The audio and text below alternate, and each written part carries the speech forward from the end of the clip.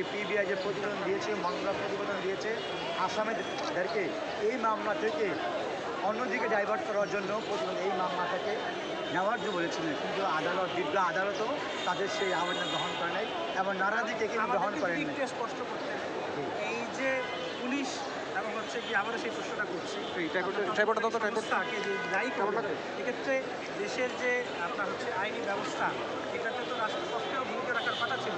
রাষ্ট্রপক্ষের কোনো ব্যর্থতা রয়েছে কিনা এই 30 বছর যে অতিবাহিত হয়ে গেল, এটা হত্যা মামলা হলো না। আর আপনি কি মনে করেন এবং আপনি পরবর্তী কী ধরনের ব্যবস্থা নেবেন? আমরা মনে করি এই মামলাটা দীর্ঘ 30 বছর লেগেছে এই সালমান শাহ হত্যা মামলার, এই মামলাটাকে হত্যা মামলা হিসেবে থানাতে নেওয়ার জন্য আজকে যে বিজ্ঞ আদালত দৃঢ়তার সাথে অত্যন্ত বিচক্ষণতার সাথে এই হত্যা মামলাটাকে যে সঠিক তদন্ত করার জন্য এই মামলাটাকে হত্যা মামলা হিসেবে নেওয়ার জন্য কেন্দ্রমন্ত্রী থানাকে নির্দেশ দিয়েছে, ধর্ম থানাকে নির্দেশ দিয়েছে।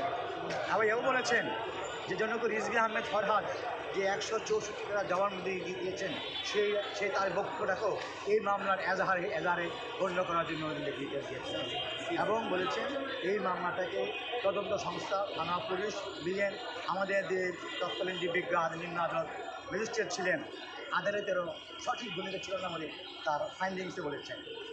সর্বোপরি এই সালমান শাহ হত্যা মামলা আজকে মামলা এজাহার হিসেবে গণ্য করার জন্য, হত্যা মামলা হিসেবে গণ্য করার জন্য 30 বছর পর একটা সুন্দর রায় হচ্ছে বলে আমরা মনে করি।